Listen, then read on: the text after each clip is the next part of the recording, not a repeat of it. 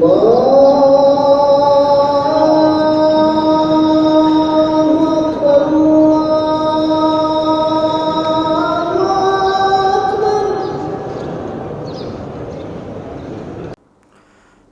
باللہ من الشیطان الرجیم بسم اللہ الرحمن الرحیم وما ابرئ نفسی ان النفس لامارۃ بالسوء الا ما رحم ربی ان ربی غفور رحیم صدق اللہ العلی العظیم۔ حضرت یوسف علیہ السلام کا واقعہ پچھلی آیات سے چل رہا تھا۔ 13ویں پارے کی ابتدائی آیت میں حضرت یوسف علیہ السلام اپنی برات کے ظاہر ہونے پر، عورتوں کے اعتراف کی بنیاد پر جب ان کو بری کر دیا گیا اور ان کی بے گناہی بالکل ثابت ہو گئی، تو اس پر ان کی کمال ابدیت تواضع کا یہ عالم ہے کہ وہ اس بات کو اپنے لیے کوئی بڑائی کا مظاہرہ نہیں کرتے، بلکہ اس پر تواضع کے طور پر کہتے ہیں کہ وما ابرئ نفسی، میں بھی اپنے نفس سے بری و ذمہ نہیں ہوں، ان النفس لامارۃ بالسوء، اس لیے کہ انسان کا نفس تو اسے برائی کا حکم دیتا ہی رہتا ہے، الا ما رحم ربی، ہاں میرا رب جس پر رحم کرے اور اس کو بچا لے، یعنی میرا یہ بچنا، عورتوں کے اس فتنے سے بچ جانا میرا کوئی کمال نہیں ہے ذاتی طور پر، بلکہ یہ میرے رب کی رحمت ہے۔ ان ربی غفور رحیم، اور میرا رب بڑا بخشنے والا، بڑا مہربان ہے۔ جو فطری طور پر انسانی بشری تقاضے کے تحت مجھے خیال بھی جو آیا، تصور بھی اس بارے میں آیا ہو، تو میرا رب غفور و رحیم ہے، وہ مجھے معاف فرما دے۔ اس کے بعد بادشاہ سے ملاقات ہوتی ہے حضرت یوسف علیہ السلام کی، تو بادشاہ کہتا ہے کہ ان کو میرے لیے آپ خاص کر دو، یہ میرے ساتھ میرے معاون بن کر رہیں گے۔ جب گفتگو ہوتی ہے حضرت یوسف علیہ السلام کے ساتھ، اور بادشاہ دوبارہ پوچھتا ہے کہ میرے خواب کی تعبیر، اور تعبیر کے سلسلے میں یوسف علیہ السلام ایسی باتیں وہاں بیان کرتے ہیں کہ جو بادشاہ کو اس سے پہلے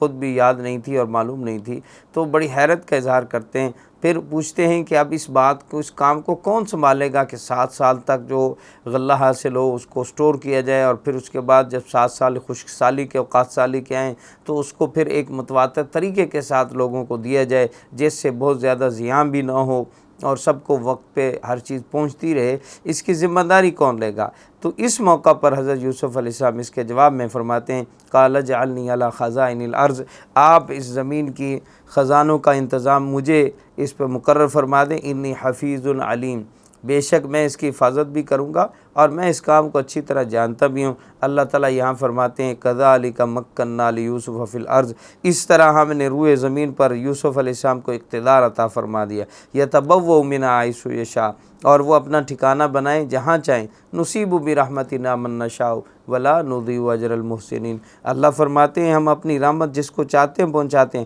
اور نیک لوگوں کے اجر کو کبھی ضائع نہیں کرتے۔ بے شک یوسف علیہ السلام نے اپنی بے گناہی کے لیے ایک لمبی قید کاٹی تھی، لیکن اللہ فرماتے ہیں ہم نے ان کی اس قید کا اجر اور بدلہ ضائع نہیں کیا، بلکہ اس کے بدلے میں انہیں ہم نے حکومت اور اقتدار عطا فرمایا۔ اور یہ اقتدار مل جانا یہی خالص صرف نعمت نہیں ہے، بلکہ اس سے بھی بڑی نعمت یہ ہے وَلَأَجْرُ الْآخِرَةِ خَيْرٌ لِّلَّذِينَ آمَنُوا وَكَانُوا يَتَّقُونَ، فرمایا جو ایمان و تقوی کے ساتھ رہتے ہیں، اگر انہیں دولت مال اور اقتدار بھی مل جائے لیکن ان کی آخرت بھی ساتھ بن جائے تو پھر ان کے لیے بہت بڑا اجر ہے، اور بہت اس کے لیے ان کی یہ کاوش ان کے واقعی کام آئی، اور یہ ان کو ملتی ہے جو ایمان و تقوی کے ساتھ جو ہے وہ دنیا کے اندر مال، اقتدار، عہدوں کا حق ادا کرتے ہیں، تو ایسے لوگوں کی آخرت بھی بن جاتی۔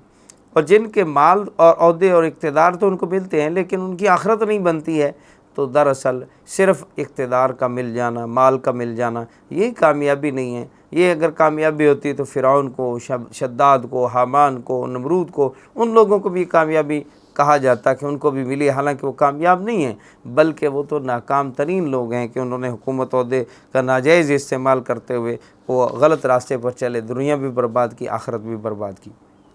اب یہاں پہ ایک چھوٹا سا سوال کہ یوسف علیہ السلام نے اپنے لیے خود عہدے کو کیوں طلب کیا، جبکہ شریعت میں کہا جاتا ہے کہ عہدہ طلب کرنا درست نہیں ہے۔ خود نبی کریم صلی اللہ علیہ وسلم نے بھی فرمایا کہ عہدے کے طالب مت بنو، عہدے کے طالب نہ بنو، جبکہ حضرت یوسف علیہ السلام فرما رہے ہیں کہ مجھے آپ وزیر خزانہ مقرر کر دیجئے۔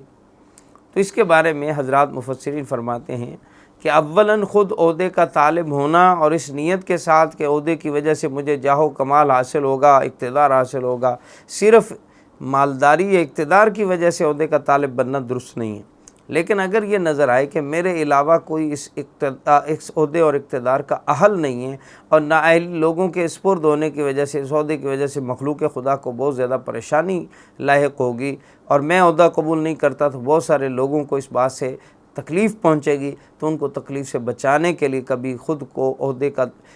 کے لیے پیش کر دینا یہ بھی درست ہے، اور اس کا مقصد یہ ہونا چاہیے کہ میں مخلوق خدا کی اس کے ذریعے خدمت کر سکوں۔ چنانچہ حضرت یوسف علیہ السلام نے جب یہ اقتدار سنبھالا ہے تو انہیں معلوم تھا کہ اس ذمہ داری کا کوئی اور اہل موجود نہیں ہے، اور دوسری بات یہ کہ اللہ کے احکام کو نافذ کرنے کے لیے یہاں اس عہدے کو سنبھالنا پوری مخلوق کی خدمت کے مترادف ہوگا، اس وجہ سے انہوں نے عہدے کو سنبھالا، اور پھر نہ صرف سنبھالا بلکہ کمال کے ساتھ اس کو نبھایا بھی، اور لوگوں کو انصاف کے ساتھ غلہ ملا، خصوصاً 61 سالی کے دنوں میں جب سب لوگ چھینا چھپٹی پہ اتر آتے ہیں، اور پھر جس کی لاٹھی اس کی بھینس والا معاملہ ہونا شروع ہو جاتا ہے کہ جس کے پاس اقتدار ہے، جس کے پاس غلہ ہے، وہ اپنی منمانی سے اپنوں میں تقسیم کرتا ہے اور پرایوں کو دینے سے اعراض کر لیتا ہے، ان کو جو ہے وہ ٹال دیتا ہے۔ ایسا معاملہ نہیں کیا، یوسف علیہ السلام نے پورے انصاف کے ساتھ اس غلے کو بانٹا۔ اب جب یہ 61 سالی پھیلی،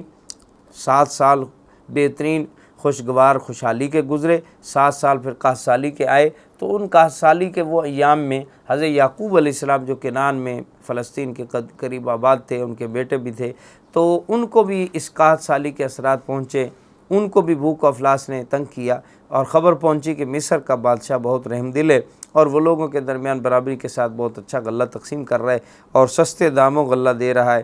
تو حضرت یوسف علیہ السلام کے بھائی برادران یوسف بھی، حضرت یعقوب علیہ السلام کے 10 بیٹے، وہ سفر کرتے ہیں اور مصر پہنچتے ہیں، اور یہاں سے واقعہ یہ شروع ہوتا ہے کہ وَجَاءَ إِخْوَةُ يُوسُفَ فَدَخَلُوا عَلَيْهِ فَعَرَفَهُمْ وَهُمْ لَهُ مُنْكِرُونَ۔ جب قحط پڑا تو یوسف علیہ السلام کے بھائی ان کے پاس پہنچے، یوسف علیہ السلام نے ان کو پہچان لیا اور وہ نہیں پہچانتے تھے، اور یہ اس وحی کی طرف اشارہ ہے اس بات میں کہ جو حضرت یوسف علیہ السلام کو کنویں میں اللہ تعالیٰ کی طرف سے خیال ڈالا گیا تھا کہ ایک وقت آئے گا کہ آپ کے بھائی آپ کے پاس سامنا کریں گے آپ کا، اور آپ ان کو پہچانیں گے اور وہ آپ سے بے شعور ہوں گے۔ حضرت یوسف علیہ السلام نے ان پر اسی وقت فوراً ظاہر نہیں کیا کہ میں تمہارا بھائی یوسف ہوں اور میں تمہیں پہچانتا ہوں، بلکہ وَلَمَّا جَهَّزَهُم بِجَهَازِهِمْ قَالَ ائْتُونِي بِأَخٍ لَكُم مِّنْ أَبِيكُمْ۔ جب ان کا سامان تیار کر دیا تو ان سے کہا آئندہ اپنے باپ شریک بھائی کو بھی، یعنی بن یامین کو بھی اپنے ساتھ لے کر آنا۔ اور یہ کہنے کی وجہ یہ پیش آئی، بھائیوں نے اپنا غلہ تو 10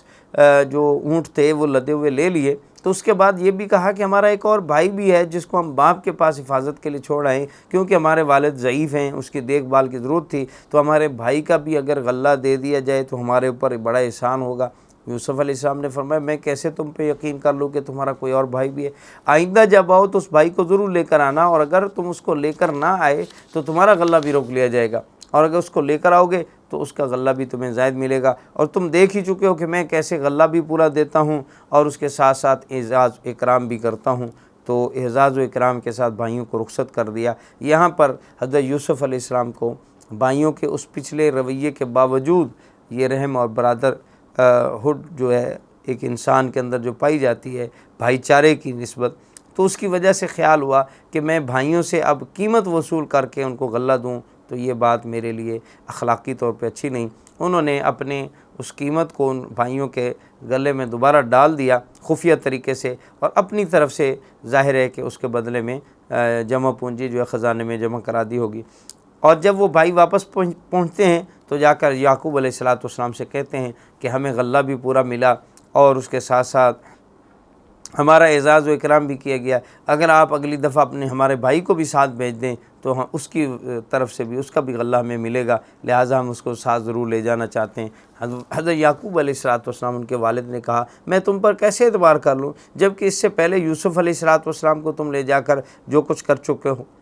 بھائیوں نے جب اپنے سامان کو کھولا اور ان کی جمع پونجی بھی واپس آ گئی تو وہ اب اور زیادہ مصر ہوئے کہ ہماری جمع پونجی بھی ہمیں واپس مل چکی ہے، بھرتی بھی پوری ملی ہے، اب تو ہمیں ضرور دوبارہ ڈالنا چاہیے اور بھائی کو آپ ہمارا ضرور ساتھ بھیجیں۔ اس پر حضرت یعقوب علیہ السلام نے فرمایا میں تمہارے ساتھ اس کو ہرگز نہیں بھیج سکتا جب تک کہ تم سے پختہ اس بات کا عہد نہ لے لوں کہ تم ضرور اسے میرے پاس واپس لے کر آؤ گے، ہاں الا یہ کہ کوئی ایسی آفت پڑے کہ جس میں تم سارے ہی گھیر لیے جاؤ تو وہ جدا بات۔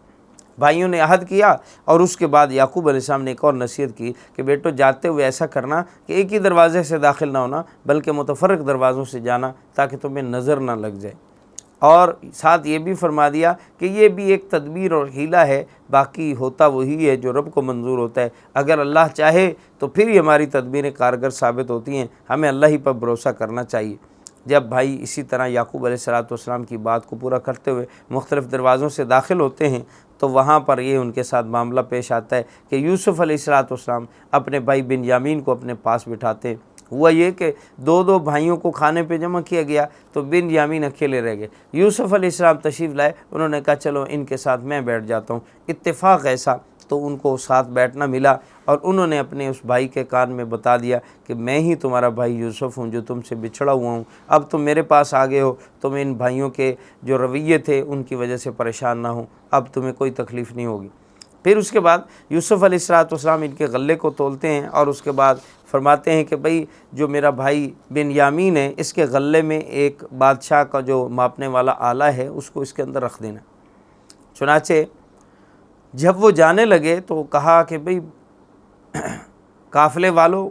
تم چور ہو۔ جواب دینے میں انہوں نے کہا کہ ہم کیسے چور ہیں، آپ نے ہمیں کیسے چور کہہ دیا، کیا گم کیا ہے تمہارا؟ تو انہوں نے کہا ہمیں بادشاہ کا پیمانہ نہیں مل رہا، اور جو شخص اس پیمانے کو ڈھونڈ کر لائے گا اس کو ایک اونٹ بوجھ کا انعام کے طور پر ملے گا۔ اور اعلان کرنے والے نے کہا کہ میں اس انعام کا ذمہ دار بھی ہوں۔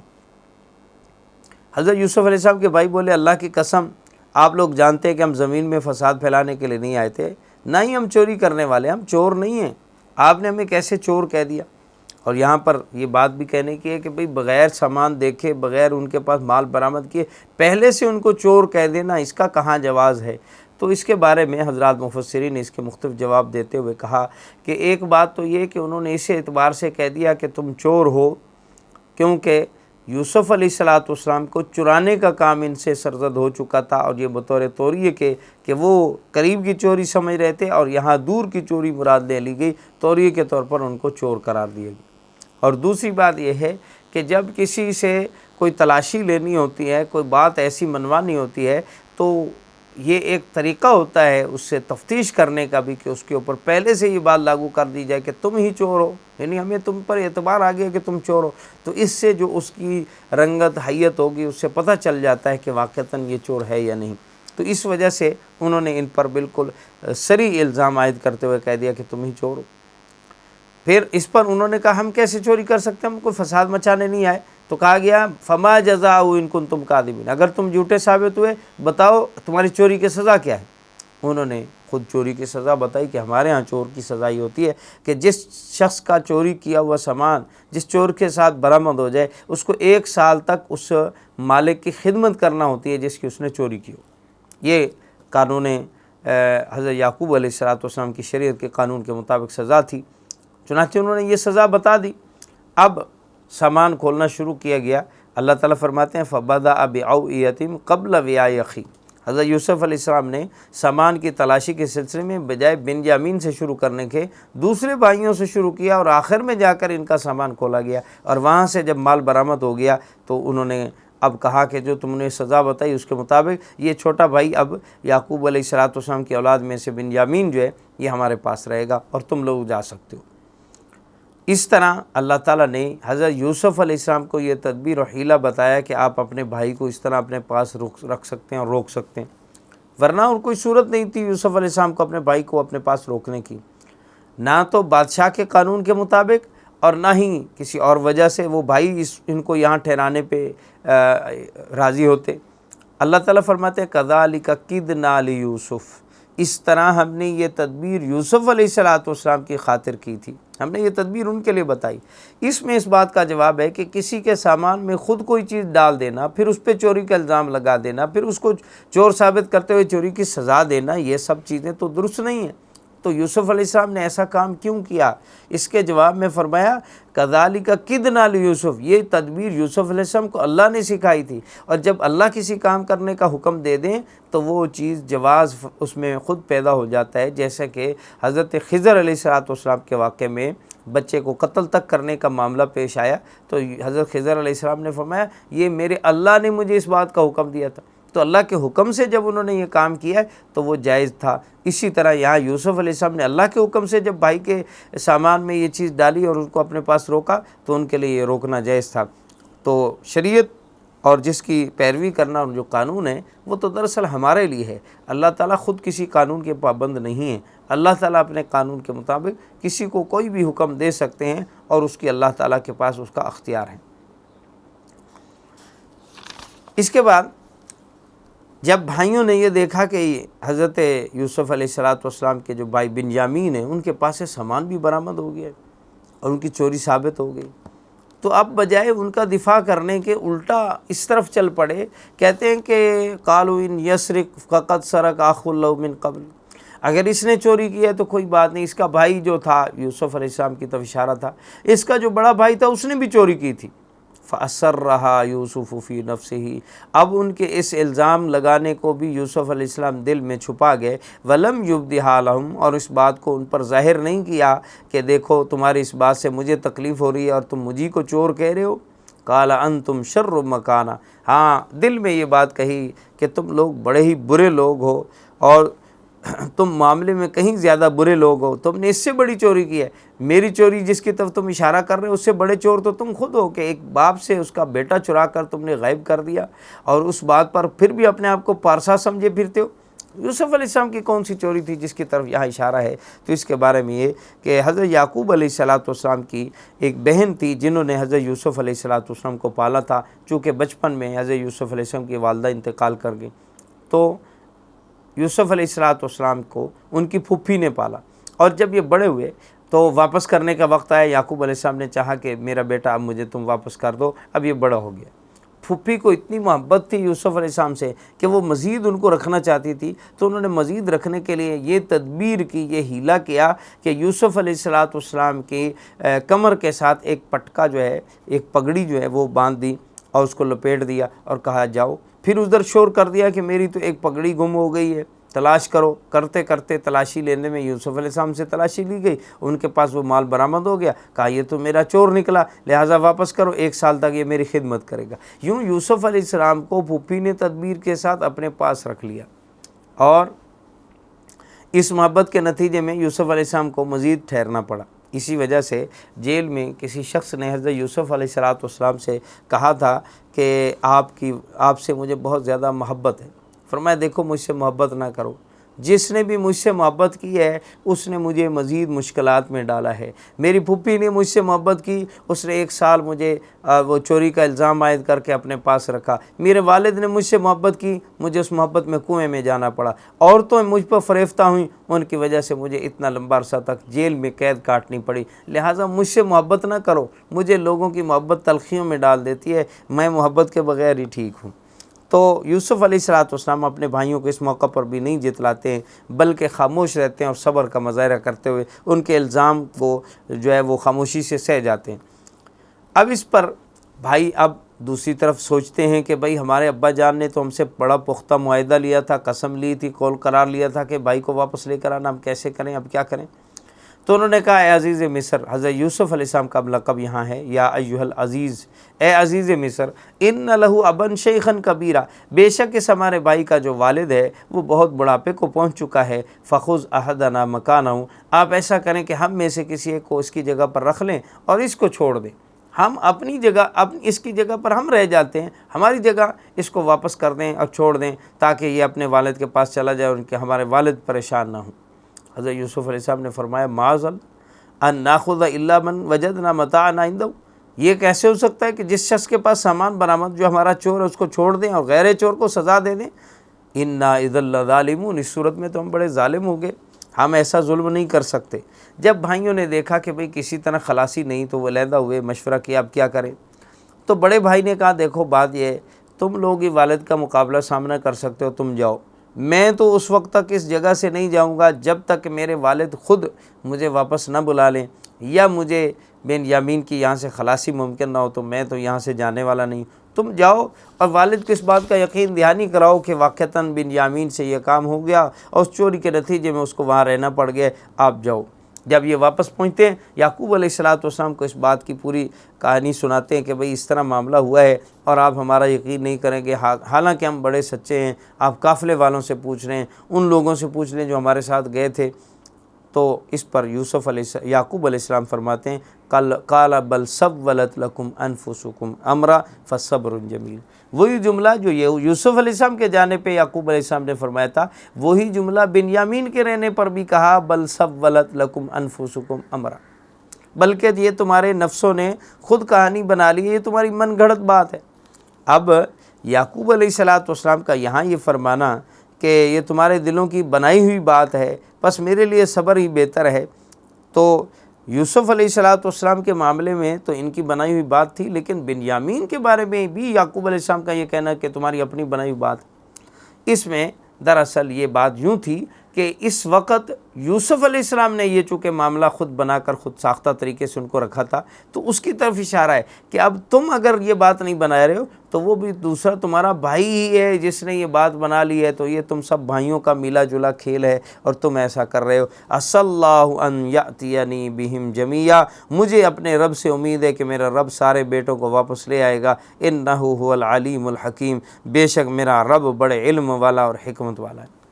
اور اس موقع پر جب دونوں بیٹے ہی دور ہو گئے یعقوب علیہ السلام سے، وَتَوَلَّ عَنْهُمْ وَقَالَ يَا أَسَفَا عَلَى يُوسُف وَابْيَضَّتْ عَيْنَاهُ مِنَ الْحُزْنِ فَهُوَ كَظِيمٌ۔ حضرت یعقوب علیہ السلام اپنے بیٹوں سے پلٹے اور بڑے افسوس اور دکھ بھرے انداز میں یہ جملہ کہا، اے افسوس یوسف پر، اے افسوس یوسف پر، وَابْيَضَّتْ عَيْنَاهُ مِنَ الْحُزْنِ، اور اس غم میں اتنا زیادہ وہ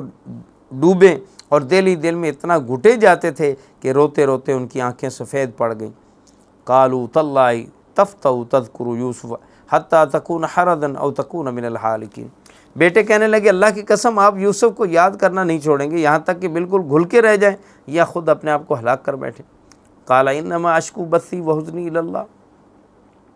یعقوب علیہ السلام نے فرمایا کہ میرا رنج و غم، میری فریاد تو بس اللہ سے ہے، میں اللہ سے ہی فریاد کرتا ہوں، میں کون سا دنیا کے سامنے رو رہا ہوں، اللہ کے سامنے روتا ہوں اور اللہ ہی سے اس بارے میں مانگتا ہوں، اور اللہ کی طرف سے میں وہ کچھ جانتا ہوں جو تم نہیں جانتے، یعنی مجھے یوسف علیہ السلام کے ملنے کا یقین ہے جو تمہیں نہیں ہے۔ اور پھر اس کے بعد یوسف علیہ السلام کو تلاش کرنے کے لیے حکم دیا، جاؤ میرے بیٹو، جاؤ بنیامین اور یوسف کو جا کر پھر تلاش کرو، اللہ کی رحمت سے مایوس نہیں ہونا چاہیے، بے شک اللہ کی رحمت سے مایوس ہونے والے تو بس کافر ہی ہوتے ہیں، جاؤ تلاش کرو۔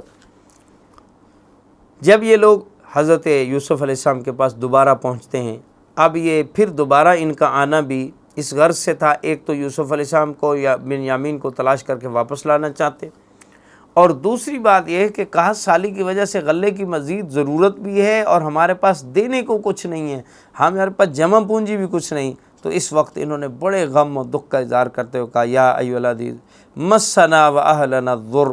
اب ہمارے گھر والوں کو بڑی سخت مصیبت کا سامنا ہے، وجئنا ببضاعۃ مزجاۃ، اور ہم آپ کے پاس ایک معمولی سی پونجی لے کر آئے ہیں، کھوٹے سکے لے کر آئے ہیں، اور فَأَوْفِ لَنَا الْكَيْلَ وَتَصَدَّقْ عَلَيْنَا، آپ ہمیں پورا پورا غلہ دیجئے، بلکہ اللہ کے لیے ہم پر کچھ احسان بھی کر دیجئے، ان اللہ یجزی المتصدقین، یقیناً اللہ احسان کرنے والوں کو بہت عطا کرتے ہیں۔ یہاں لفظ صدقہ بمعنی احسان کے اس لیے کیا گیا کیونکہ صدقہ انبیاء اور انبیاء کی اولاد کے لیے جائز نہیں،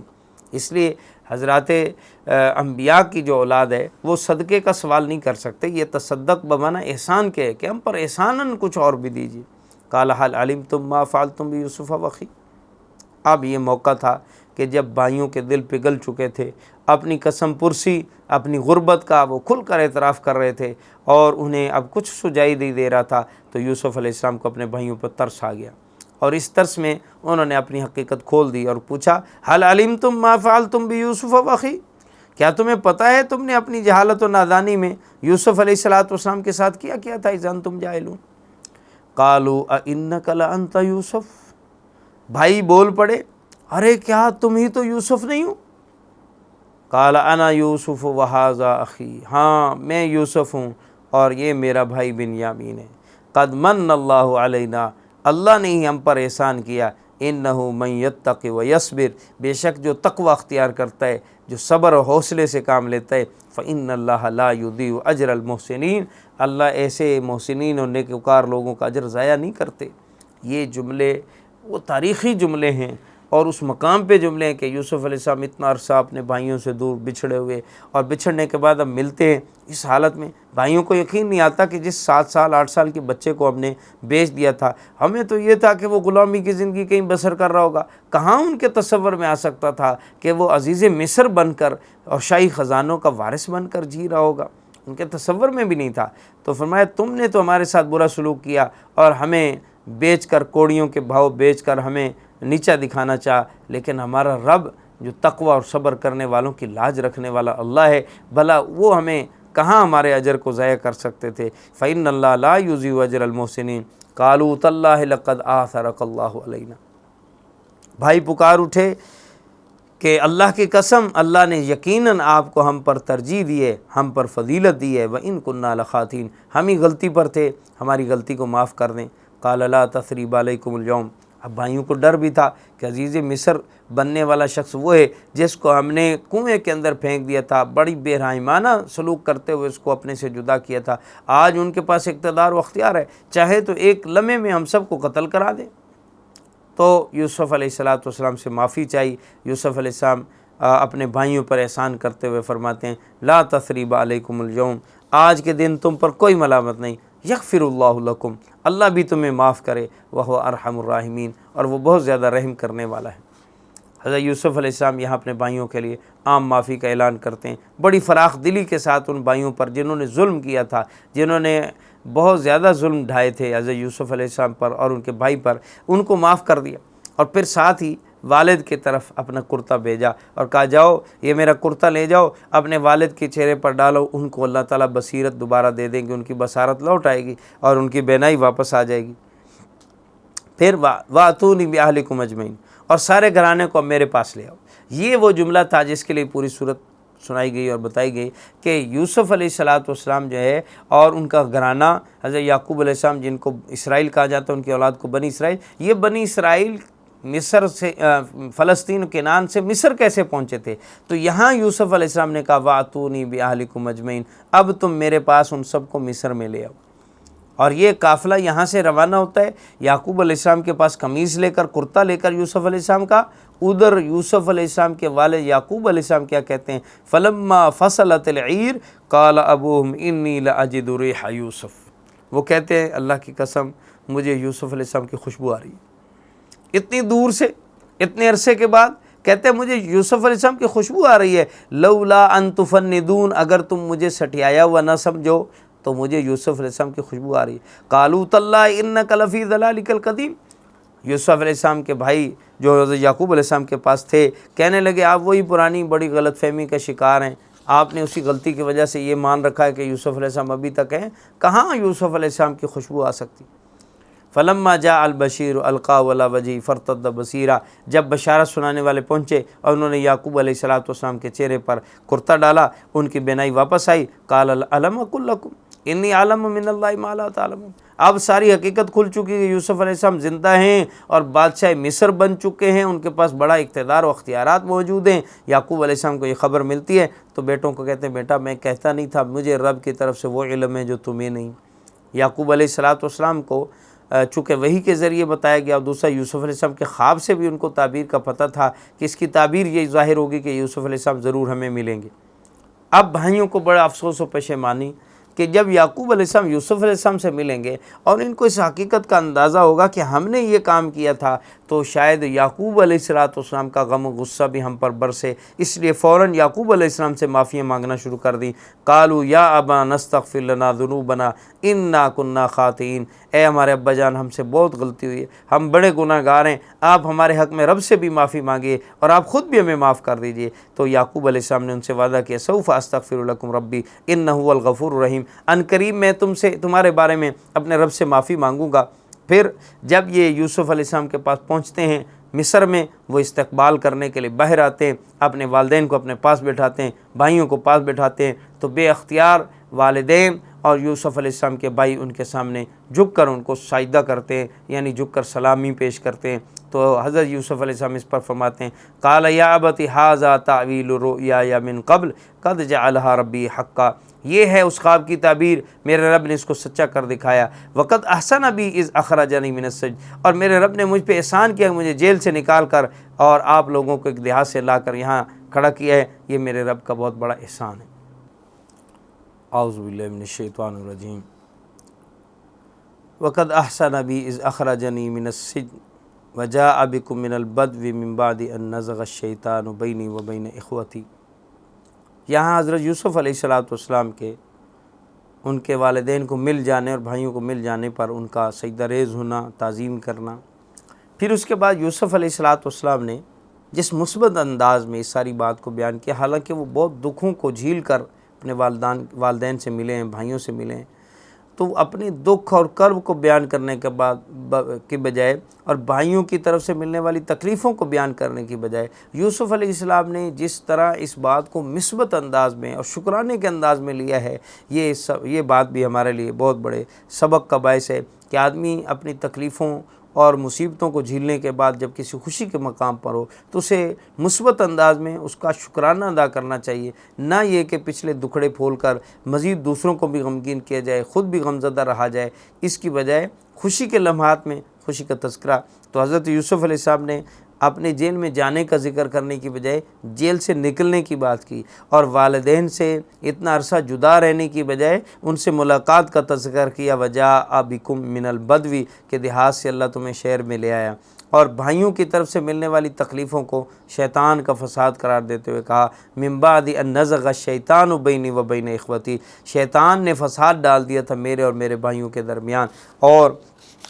پھر اس کے بعد کہا ان ربی لطیف لما یشاء، میرا رب بڑا ہی باریک بین ہے، جو چاہتا ہے بڑی لطیف تدبیریں کرتا ہے، اور ان تدبیروں کے نتیجے میں آج ہم ملاقات کر رہے ہیں، مل رہے ہیں اور اس نہج پہ مل رہے ہیں کہ یہ اللہ کی تدبیریں تھیں کہ اللہ تعالیٰ اس ذریعے سے مجھے مصر لائے، مصر کا حاکم تک بنا دیا۔ اگر ایسا نہ ہوتا اور میں وہیں اپنے والدین کے پاس رہتا تو ظاہر ہے کہ میں اس مقام تک نہ پہنچتا، یہ اللہ کی بڑی لطیف تدبیر تھی۔ اور رب قد آتیتنی من الملک وعلمتنی من تاویل الاحادیث، اے میرے رب آپ نے ہی مجھے حکومت عطا کی ہے اور باتوں کو صحیح سلیقے کے ساتھ سمجھنے کا طریقہ عطا کیا ہے۔ فاطر السماوات والارض، اے اللہ تو یہ آسمان و زمینوں کا پیدا کرنے والا، انت ولی فی الدنیا والآخرہ، آپ ہی میرے حمایتی ہیں دنیا آخرت میں۔ توفنی مسلمن والحقنی بالصالحین، یا اللہ مجھے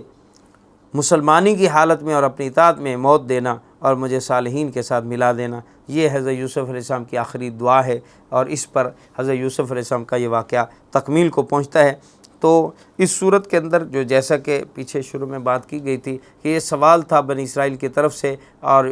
مشرکین کے ذریعے کہ بنی اسرائیل مصر تک کیسے پہنچ گئے جب کہ وہ فلسطین و کنعان کے رہنے والے تھے، تو جواب مل گیا کہ یوسف علیہ السلام اس طرح مصر ان کو سب کو بلا لیتے ہیں اور وہاں یہ رہتے ہیں۔ اب اس سوال کے جواب ملنا ظاہر ہے کہ اللہ کی طرف سے وحی کے بغیر ممکن نہیں تھا، اور یہ دلیل تھی نبی کریم صلی اللہ علیہ وسلم کی واضح طور پر نبوت کی، اور اس میں اشارہ تھا نبی کریم صلی اللہ علیہ وسلم آپ کے صحابہ کے حالات کی طرف بھی کہ آپ علیہ السلام کو بھی اپنی قوم کی طرف سے جیسے ان کے بھائیوں کی طرف سے تکلیف تھی، آپ کو اپنی قوم کی طرف سے ایسی تکالیف کا سامنا ہے، جیسے ان کو اپنا ملک و وطن چھوڑنا پڑا تھا، آپ کو بھی آنے والے وقت میں اپنے بھائیوں کی تنگی، بھائیوں سے مراد قومی بھائیوں کی طرف سے تنگی کی وجہ سے مکہ چھوڑنا پڑے گا، جیسے ان کو کنویں میں رہنا پڑا آپ کو غار کی طرف جانا پڑے گا، اور پھر جیسے وہ کنویں سے نکل کر مصر پہنچتے ہیں ان کو ٹھکانہ ملتا ہے، ایسے آپ کو بھی مدینے میں ٹھکانہ مل جائے گا، جیسے ان کو مصر میں حکومت مل گئی آپ کو ریاست مدینہ کا حاکم مان لیا جائے گا، اور فاتحانہ طور پہ جب آپ مکہ واپس داخل ہوں گے تو جیسے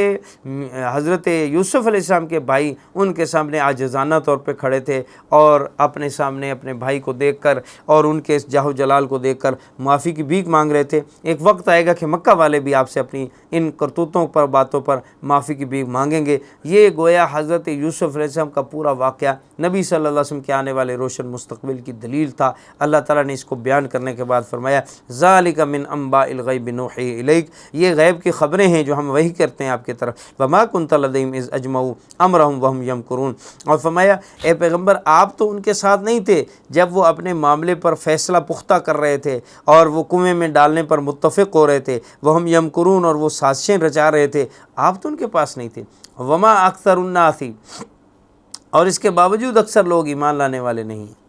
وَلَوْ حَرَصْتَ بِمُؤْمِنِينَ، اگرچہ آپ کتنا ہی حریص ہوں اس بات پر کہ کاش اب تو یہ ایمان لے آئیں، اتنی بات واضح سننے کے بعد۔ وَمَا تَسْأَلُهُمْ عَلَيْهِ مِنْ أَجْرٍ، حالانکہ آپ کو ان سے کوئی مطالبہ بھی نہیں ہے، آپ کو کوئی ان سے اجرت کا سوال بھی نہیں کہ یہ مفاد پرستی قرار دیں۔ إِنْ هُوَ إِلَّا ذِكْرٌ لِلْعَالَمِينَ، یہ قرآن تو واضح نصیحت ہے۔ وَكَأَيٍّ مِّنْ آيَةٍ فِي السَّمَاوَاتِ وَالْأَرْضِ يَمُرُّونَ عَلَيْهَا وَهُمْ عَنْهَا مُعْرِضُونَ۔ اللہ تعالیٰ فرماتے ہیں یہ ایک ہی قصہ اور واقعہ ہی نہیں، بلکہ اللہ کی طرف سے تو بیش بہا اللہ کی قدرت کی نشانیاں ایسی ہیں جس پر لوگ گزرتے ہیں، چلتے پھرتے اللہ کی نشانیاں دیکھتے رہتے ہیں، لیکن وَمَا يُؤْمِنُ أَكْثَرُهُم بِاللَّهِ إِلَّا وَهُم مُشْرِكُونَ، وہ اللہ کی باتوں پہ یقین نہیں کرتے مگر یہ کہ شرک کرتے ہیں۔ أَفَأَمِنُوا أَن تَأْتِيَهُمْ غَاشِيَةٌ مِّنْ عَذَابِ اللَّهِ أَوْ تَأْتِيَهُمُ السَّاعَةُ بَغْتَةً وَهُمْ لَا يَشْعُرُونَ، کیا ان لوگوں کو اس بات کا ذرا ڈر نہیں ہے کہ اللہ کے عذاب کی کوئی بلا ان پر اچانک ان کو لپیٹ لے، یا قیامت اچانک آ جائے اور ان کو اس بات کا شعور و احساس تک نہ ہو اور اچانک یہ رگڑے جائیں؟ انہیں اس بات کا ڈر نہیں لگتا؟ یعنی انہیں ڈرنا چاہیے، اور آپ ان کو بتا دیں کہ یہ ہے میرا سیدھا راستہ، قُلْ هَٰذِهِ سَبِيلِي أَدْعُو إِلَى اللَّهِ، یہ میرا راستہ، میں پوری بصیرت کے ساتھ اللہ کی طرف بلاتا ہوں، اور جو لوگ میری پیروی کرنے والے ہیں ان کا راستہ بھی یہی ہے کہ وہ بصیرت کے ساتھ، دلائل کے ساتھ، اللہ کی قدرت کی نشانیوں، اللہ کی محبت کے ساتھ لوگوں کو اللہ کی طرف بلائیں۔ سبحان اللہ، پاک ہے اللہ کی ذات۔ وما انا من المشرکین، اور میں شرک کرنے والوں میں سے نہیں ہوں۔ وما ارسلنا من قبلک الا رجالا نوحی الیہم من اہل القری، آگے اللہ تعالیٰ بطور رسالت و نبوت کی دلیل کے فرماتے ہیں اے پیغمبر آپ سے پہلے بھی جتنے مرد آئے اور جن کو ہم نے رسول بنا کر بھیجا اور ان کی طرف وحی کی اور ان کو بستی والوں کی طرف بھیجا، افلم یسیروا فی الارض فینظروا کیف کان عاقبۃ الذین من قبلہم، کیا یہ لوگ سفر نہیں کرتے زمین میں، ملک شام کی طرف جاتے ہوئے دیکھتے نہیں ہیں کہ کیسے قوم لوط کی بستیاں، قوم شعیب کی بستیاں راستے میں پڑتی ہیں اور ان کو دیکھ کر عبرت نصیحت حاصل نہیں کرتے؟ وَلَلدَّارُ الْآخِرَةُ خَيْرٌ لِّلَّذِينَ اتَّقَوْا أَفَلَا تَعْقِلُونَ، کیا انہیں پتہ نہیں چلتا اس سے کہ آخرت کا گھر تقوی والوں کے لیے بہترین ہے؟ کاش انہیں اس بات کی عقل حاصل ہو۔ اور جب رسول مایوس ہو گئے اور یہ سمجھنے لگے کہ اب قومیں ان کو جھٹلا رہی ہیں اور کسی طرح سے ایمان لانے والے نہیں ہیں، اور اللہ رب العزت نے مجرموں کو عذاب میں مبتلا کیا، اور ان تمام واقعات میں عبرتیں اور نصیحتیں موجود ہیں عقل مند لوگوں کے لیے۔ اور یہ قرآن کوئی اپنی طرف سے من گھڑت بات نہیں ہے، بلکہ اس کی ہر بات جچی تلی ہے، اور یہ اپنے سے پہلی کتابوں کی تصدیق بھی کرتی ہے اور مزید اس کی تفصیل و وضاحت بھی کرتی ہے۔ یہ سراپا ہدایت بھی ہے، سراپا رحمت بھی ہے، لیکن ان لوگوں کے لیے جو اس قرآن کو مانیں۔ تو سورہ یوسف احسن القصص یہاں پہ مکمل ہوتی ہے، اور اس کے بعد اگلی صورت کا نام ہے سورۃ الرعد۔ سورۃ الرعد مدنی صورت ہے، اور بعض حضرات نے اس کو مکی قرار دیا ہے۔ مکی ہونے کے حوالے سے اصل بات یہ ہے کہ اس کا جو موضوع ہے وہ توحید، رسالت، آخرت کا ثابت کرنا اور اس پر کیے جانے والے اعتراضات کا جواب۔ سورہ یوسف میں اللہ تعالیٰ نے فرمایا کہ اللہ کی قدرت کی نشانیاں زمین میں بکھری پڑی ہیں، لوگ اس پر سے گزر جاتے ہیں لیکن اس پہ غور نہیں کرتے۔ تو یہ صورت دراصل انہی نشانیوں اور عبرتوں اور نصیحتوں پر محیط ہے،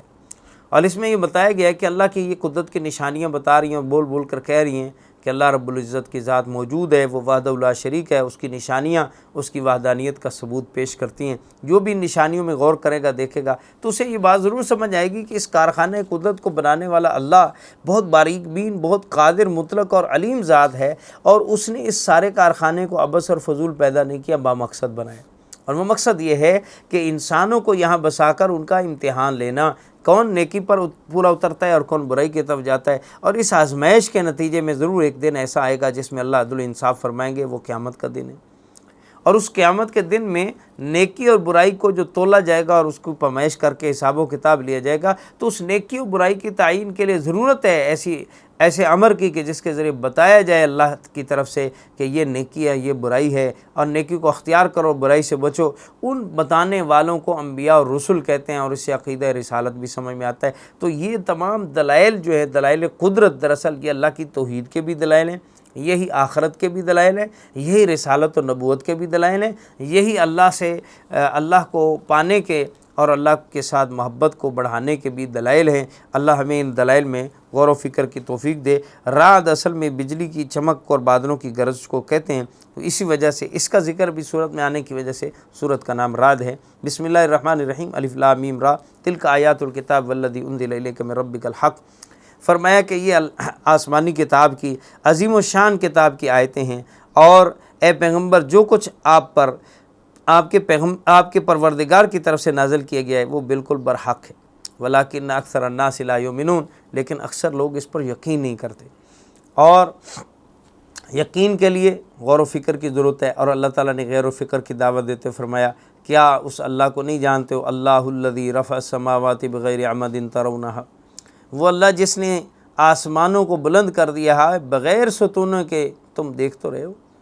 بغیر عمد ترونہا۔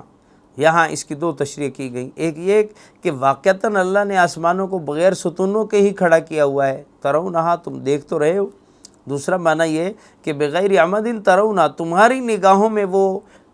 جو ستون ہیں وہ نہیں ہیں، اللہ نے ستون تو کھڑے کیے ہیں لیکن تمہاری نگاہ میں نہیں ہیں، تمہیں نظر آئے بغیر وہ ستون ہیں۔ ثم استوى علی العرش وسخر الشمس والقمر، پھر اللہ عرش پہ مستوی ہوا، سورج چاند کو تمہارے کام میں لگایا، ہر ایک اپنی اپنی مدت تک کے لیے جاری ہے، اور اللہ سارے کاموں کی تدبیر کرتا ہے اور اپنی آیتوں کو، احکام کو کھول کھول کر بیان کرتا ہے۔ لعلکم بلقاء ربکم توقنون، تاکہ تمہیں اپنے رب کی ملاقات کا یقین ہو جائے۔ اور وہ ہے جس نے زمین کو پھیلا دیا اور اس میں پہاڑوں کو اور نہروں کو بچھا دیا اور ہر قسم کے پھلوں کو پیدا کیا اور ہر چیز کے جوڑے جوڑے بنائے، یغشی اللیل النہار، اور وہ اللہ جس نے رات کو دن کے اوپر طاری کر دیا۔ اللہ کی یہ تمام صفات بول بول کر کہہ رہی ہیں کہ ساری چیزوں کو جوڑا جوڑا بنانے والا اکیلا یکتا خود ہی ہے، باقی سب مخلوقات جوڑا جوڑا ہے۔ اور اس پر موجودہ محققین کا یہ کہنا ہے کہ نباتات تک میں اور جمادات تک میں ہر چیز جوڑا جوڑا ہے۔ واقعتاً اللہ نے جو آج سے 1400 سال پہلے فرمایا تھا برحق ہے، اور یہ بات ثابت ہو چکی ہے کہ ہر چیز ہی جوڑا جوڑا ہے، زمین ہے تو اس کا جوڑا آسمان ہے، دن ہے تو اس کا جوڑا رات ہے، اور اسی طرح دیگر اللہ کی ساری مخلوقات کو اللہ نے جوڑا جوڑا بنایا۔ پھر مزید دلائل دیتے ہوئے اللہ فرماتے ہیں وَفِي الْأَرْضِ قِطَعٌ مُتَجَاوِرَاتٌ، اور زمین کے اندر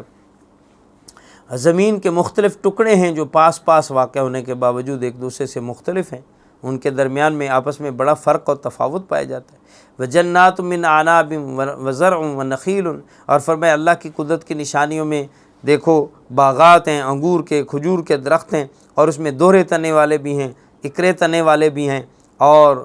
فرمایا یسقیٰ بِمَاءٍ وَاحِدٍ، ان سب پودوں کو سیراب کرنے والا پانی ایک ہی ہوتا ہے، پانی ایک ہے، زمین ایک ہے جس سے وہ غذائیت لے رہے، دونوں ایک ہونے کے باوجود ان کے پھل مختلف، ان کی رنگتیں مختلف، ان کی ذائقے مختلف، اتنا تنوع، اتنی نوعیتیں پیدا کرنے والی ذات کتنی باریک بین ذات ہو، کتنی علیم کل ذات ہے، اور اس کی قدرت کاملہ کے کیا کہنے کہ جس نے اس طرح اپنی کاریگری سے ان تمام چیزوں کو پیدا کیا ہے۔ اور اس کے باوجود پھر بھی بعض لوگوں کو اس بات پر تعجب ہوتا ہے کہ وہ اللہ مرنے والوں کو دوبارہ زندہ کیسے کرے۔ فرمایا وَإِن تَعْجَبْ فَعَجَبٌ قَوْلُهُمْ، اگر تمہیں ان کافروں پر تعجب ہوتا ہے تو ان کا کہنا واقعی بڑا عجیب ہے، کیا أَإِذَا كُنَّا تُرَابًا إِنَّا لَفِي خَلْقٍ جَدِيدٍ،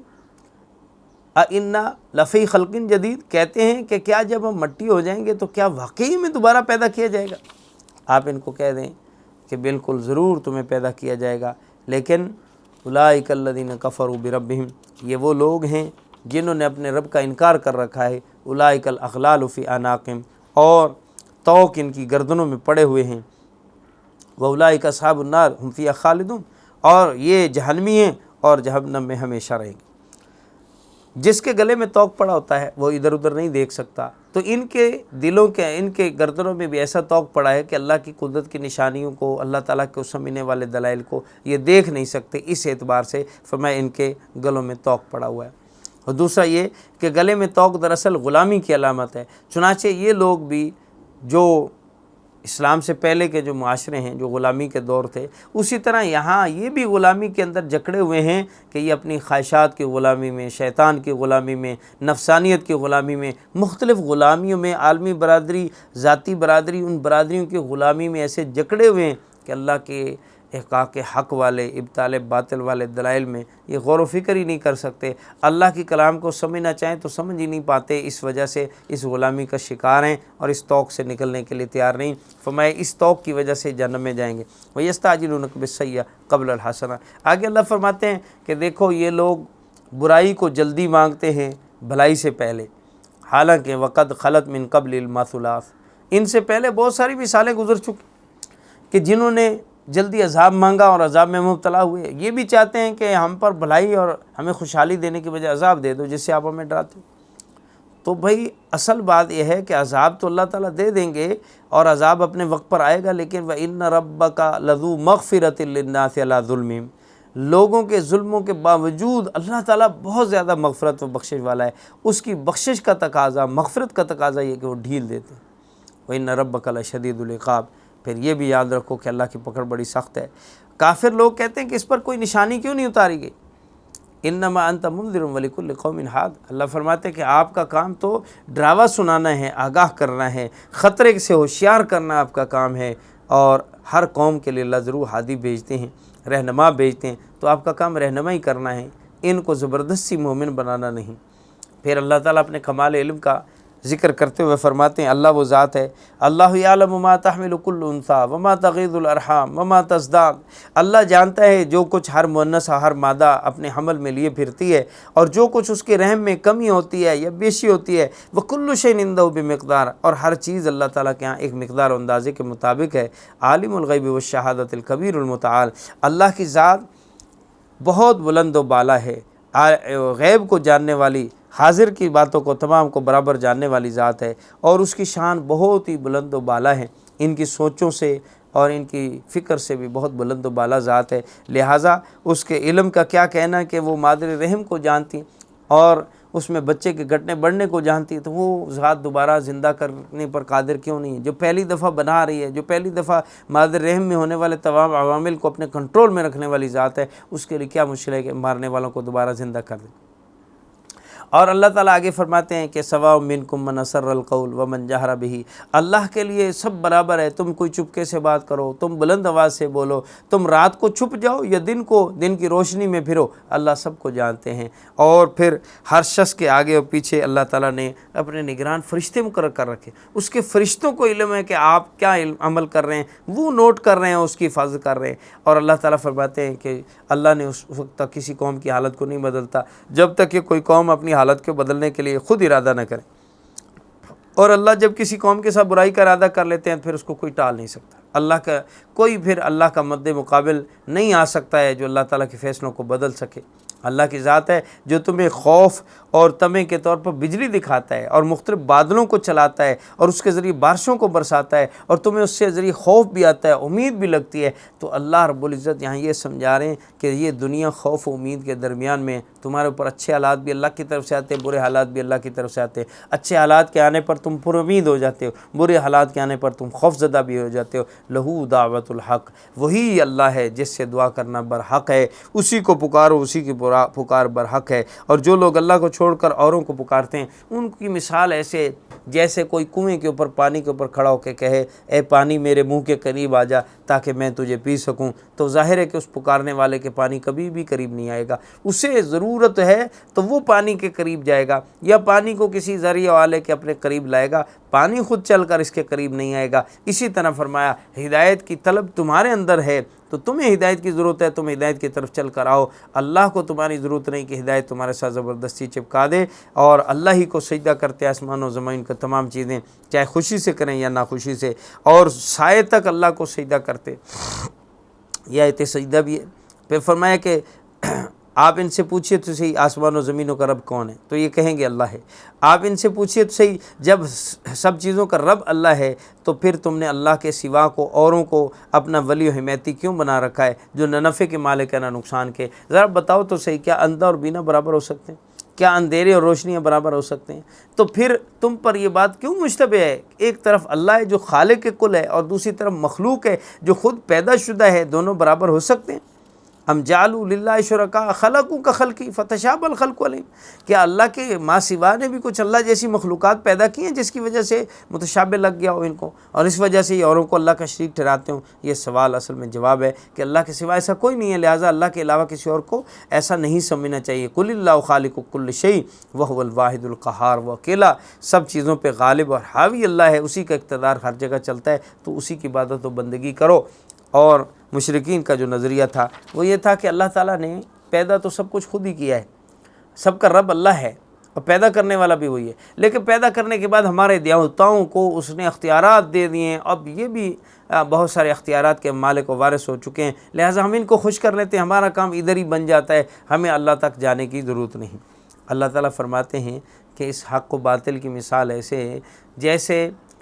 سمندر میں یا مختلف بہتے ہوئے دریاؤں اور ندی نالوں میں جب پانی زور سے بہتا ہے تو اس کی وجہ سے جھاگ پیدا ہوتی ہے، جھاگ اوپر ابری ہوئی ہوتی ہے، نیچے پانی ہوتا ہے، جھاگ ضرور اوپر نظر آ رہی ہے لیکن فائدہ مند نہیں ہے، بے فائدہ ہے۔ اللہ کے ماں سوا جن کی پوجا پاٹ کی جا رہی ہے، جس کو سمجھا جا رہا ہے، وہ بھی جھاگ کی طرح ابھرے ہوئے ضرور ہیں، خوشنما ضرور محسوس ہوتے ہیں لیکن ہیں بے فائدہ، اور یہ جھاگ چھٹے گی اس کے نیچے جو پانی نفع بخش ہے وہ سمجھ میں آئے گا، وہ حق ہے۔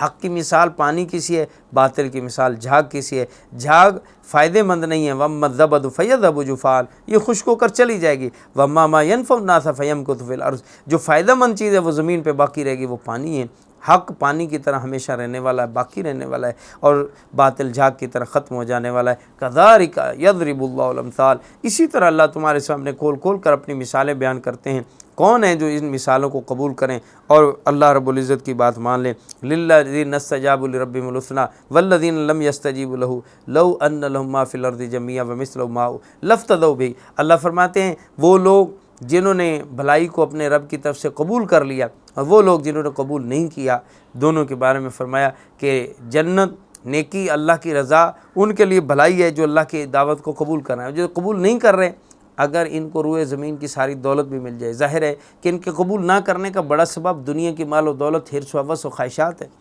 اگر یہ دنیا کی ساری دولتیں ان کو مل جائیں، اتنی اور بھی مل جائیں، تو یہ فدیہ دے کر اپنی جان چھڑانے کی کوشش اس وقت کریں گے، لیکن اس وقت ان کا فدیہ قبول نہیں کیا جائے گا۔ اولئک لہم سوء الحساب ومأواہم جہنم وبئس المہاد، فرمایا اس وقت ان کا بہت برا حال ہوگا اور بہت برا ٹھکانہ جہنم ان کو اس میں ڈالا جائے گا۔ آج تو یہ مال پر اور دنیا کی چیزوں پر فریفتہ ہو کے اپنی تباہی بربادی کو لکھ رہے ہیں، ہدایت قبول نہیں کر رہے، لیکن کل یہ ساری دولتیں پیش کر کے بھی جان چھڑانا چاہیں گے تو جان نہیں چھوٹے گی بلکہ جہنم ان کا مقدر ٹھہرے گی۔ اللہ تعالیٰ فرماتے ہیں افمن یعلم انما انزل الیک من ربک الحق کمن هو اعمی،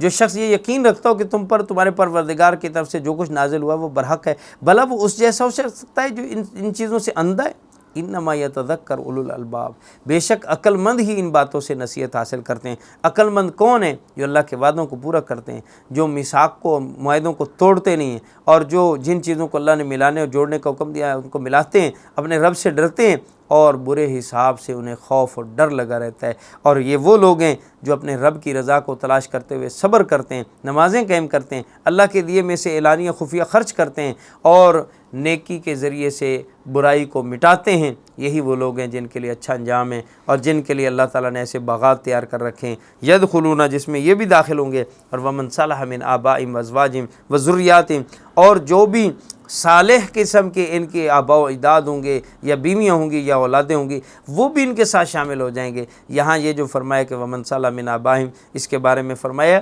کہ جنت میں جنتی داخل ہو چکے ہوں گے لیکن ان کے آباء و اجداد میں، ان کے ازواج میں، ان کی اولادوں میں اگر کوئی تفاوت ہوگا، وہ جنت میں داخلے کی صلاحیت کے ساتھ داخل ہو چکے لیکن رتبے میں جو فرق ہوگا تو اللہ تعالیٰ ان رشتوں کی وجہ سے، ان کے ساتھ نسبتوں کی وجہ سے، ان فاصلوں کو مٹاتے ہوئے ان کو بھی اپنی جنتیوں کے قریب کر دیں گے۔ گویا تمام رشتہ دار جو نچلے درجوں میں ہوں گے ان کو اللہ تعالیٰ اوپر والوں کی سفارش سے اوپر لے آئیں گے اور اس طرح ان کو بھی اونچا درجہ مل جائے گا۔ سلام علیکم بما صبرتم فنعم عقبی الدار، فرمایا کہ سلامتی ہے تم پر تمہارے صبر کی وجہ سے، اور تمہارے لیے بہت بہتری کا اصلی گھر، وطن اصلی تمہارا جنت ہے، وہ تمہیں مل جائے گا۔ اور والذین ینقضون عہد اللہ، یہ اس کے مقابلے میں دوسرے لوگ جنہوں نے اللہ کے معاہدوں کو توڑ دیا اور اللہ کے ساتھ کیے ہوئے معاہدے کو توڑنے کے ساتھ ساتھ ان چیزوں کو جن کو ملانے کو حکم دیا ان کو توڑا اور زمین میں فساد برپا کیا، اپنی خواہشات پوری کیں، مال و دولت پہ فریفتہ رہے، اولئک لہم اللعنۃ ولہم سوء الدار، فرمایا یہ وہ لوگ ہیں جن پر اللہ کی لعنتیں ہیں اور ان کے لیے بہت برا ٹھکانہ ہے۔ اور رہ گئی بات کہ دنیا کی زندگی میں تو ہم دیکھتے ہیں کہ یہ بد کردار لوگ بھی دنیا میں بہت زیادہ مال و دولت رکھتے ہیں، ان کے پاس دنیا میں بڑے اختیارات ہوتے ہیں اور یہ پھولتے پھلتے نظر آتے ہیں۔ اللہ تعالیٰ فرماتے ہیں اللہ یبسط الرزق لمن یشاء ویقدر، رزق کی تقسیم سے حق اور باطل کو مت پہچانو۔ اللہ جس کے لیے چاہتے ہیں رزق کو کشادہ کرتے ہیں، جس کے لیے تنگ کر دیتے ہیں۔ وَفَرِحُوا بِالْحَيَاةِ الدُّنْيَا، اور وہ دنیا کی زندگی پر پھر اترانے لگتے ہیں۔ وَمَا الْحَيَاةُ الدُّنْيَا فِي الْآخِرَةِ إِلَّا مَتَاعٌ، اور دنیاوی زندگی آخرت کے مقابلے میں معمولی پونجی سے زیادہ حیثیت نہیں رکھتی، معمولی سی دنیا کے ٹیشو پیپر سے زیادہ حیثیت نہیں رکھتی جس کو استعمال کیا جائے اور پھینک دیا جائے اور ختم۔ وَيَقُولُ الَّذِينَ كَفَرُوا لَوْلَا أُنزِلَ عَلَيْهِ آیَةٌ مِّن رَّبِّهِ، پھر وہی بات دوبارہ بار بار لوٹائی جاتی ہے کہ کافر لوگ کہتے ہیں کہ اس پر وہ نشانی کیوں نہیں اتاری گئی جو ہم مانگ رہے ہیں، ہماری منہ مانگی نشانی پوری ہو، ہم مان لیں کہ یہ نبی ہیں۔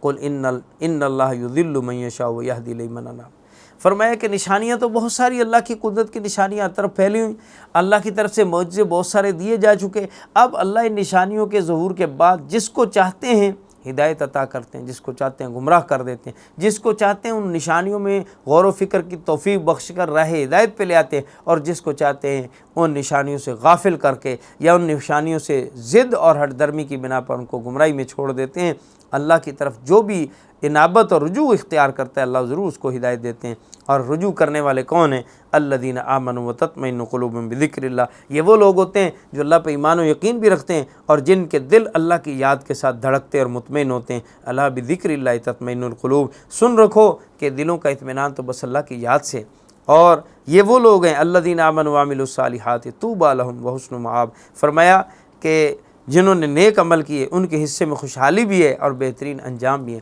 کذالک ارسلناک فی امۃ قد خلت من قبلہا امم لتتلو علیہم الذی اوحینا الیک وہم یکفرون بالرحمن،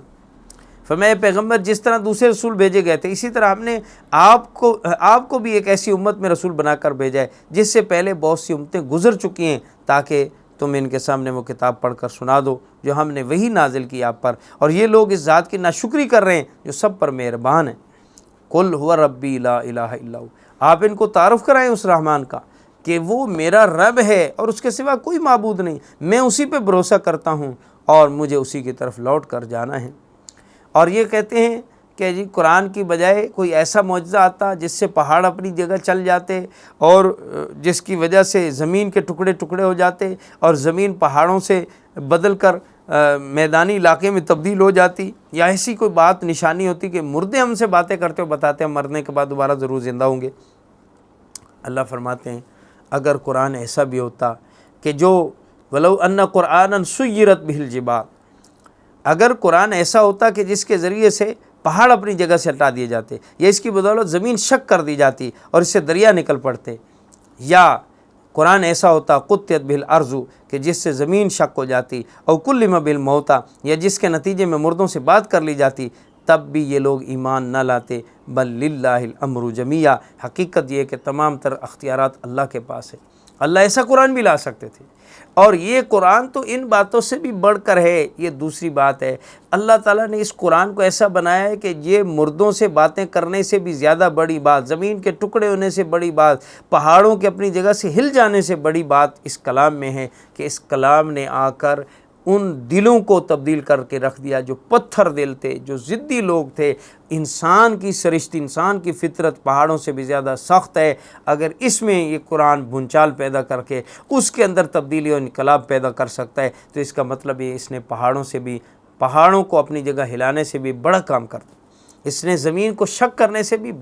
بڑی بات کر دی، اور اس نے مردہ دلوں کو زندہ دلوں میں تبدیل کر کے اس کے اندر جو باغ و بہار لائی ہے، یہ مردوں کے باتیں کرنے سے بھی زیادہ عجیب بات ہے جو قرآن نے کر دی ہے۔ فرمایا افلم یئس الذین آمنوا ان لو یشاء اللہ لہدی الناس جمیعا، کیا ایمان والے اس بات سے مایوس ہو گئے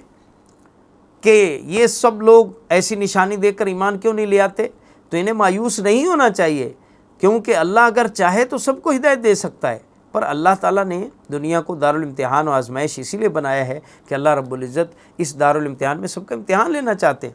اور جہاں تک مذاق اڑائے جانے کی بات ہے تو اس سے پہلے بھی تمام رسولوں کا مذاق اڑایا گیا، اور پھر اس کے نتیجے میں کافروں کو تھوڑا عرصہ مہلت تو ملی، لیکن دیکھو ان کا پھر انجام کیا ہوا۔ کیا وہ شخص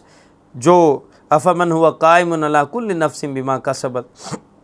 بھلا بتاؤ ایک طرف وہ ذات جو ہر شخص کے ہر کام کی نگرانی کر رہی ہے، اور دوسری طرف ان لوگوں نے اللہ کے ساتھ شریک مانے ہوئے ہیں، تو کیا یہ دونوں برابر ہو سکتے ہیں؟ اور جن کو شریک بنایا گیا ان کی حیثیت کیا ہے؟ قل سموہم ذرا ان کے نام تو لو جن کو اللہ کے برابر ٹھہراتے ہو، اور ان نام سے ان کو پکارو، ان کو اللہ کے سامنے تو لاؤ۔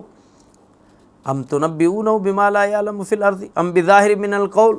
یا کہ ایک سرسری بات یہ ہے، یا کیا واقعی ان کی کوئی حقیقت ہے تو سامنے لاؤ۔ اگر نہیں ہے، اور یقیناً نہیں ہے، اللہ کے علم میں نہیں ہے تو وہ نہیں ہے، اور اگر ہے تو تم کیا اللہ کو ایسی بات کی خبر دینا چاہتے ہو جس کو اللہ بھی نہیں جانتے؟